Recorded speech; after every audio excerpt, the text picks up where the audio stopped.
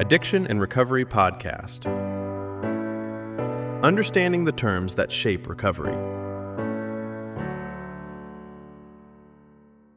Welcome to today's segment. We're glad you're here with us as we explore a topic that touches many individuals and communities: over-worrying about addiction.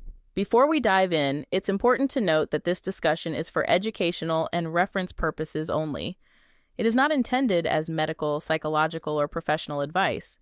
Many people experience moments of intense concern when it comes to the idea of addiction. Perhaps you found yourself scrutinizing your own habits or those of someone close to you, wondering if there's a problem lurking beneath the surface.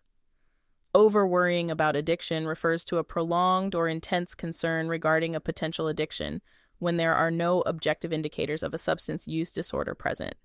It's that nagging feeling that something might be wrong, even when the evidence suggests otherwise. This doesn't mean that addiction is present or developing. It simply reflects a heightened state of apprehension.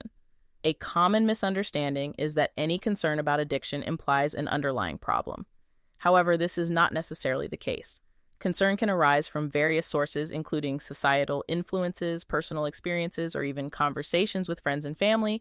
It's also often assumed that strong feelings of worry always indicate a need for immediate intervention, which is not always accurate. Worry can sometimes be disproportionate to observable behaviors or impacts. In everyday discussions around alcohol use or recovery, over-worrying can manifest in several ways. Individuals may find themselves dwelling on past substance use or constantly monitoring their behavior for signs of dependency that aren't there. This may include scrutinizing social interactions or work performance without any objective evidence of impairment. It's crucial to clarify what overworrying does not mean. It does not imply that the individual meets the diagnostic criteria for a substance use disorder. Diagnosis involves specific behavioral and physiological indicators that are absent in cases of overworrying. It also does not include actual patterns of compulsive substance seeking or use despite negative consequences. Overworrying is distinct from active addiction.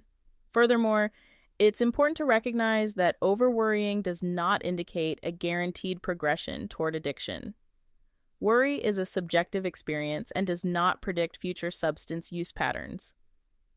Understanding these nuances matters for recovery communities and broader public health conversations. When we talk about addiction and its impact, we must also consider the mental and emotional states that accompany these discussions. For those exploring careers in substance use disorder counseling or behavioral health, grasping concepts like overworrying can help prepare you for the complexities of this field.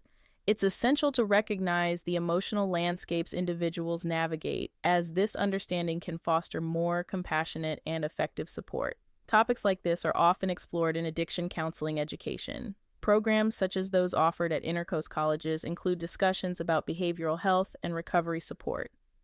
If you'd like to learn more about education pathways in this field, you can visit intercoast.edu.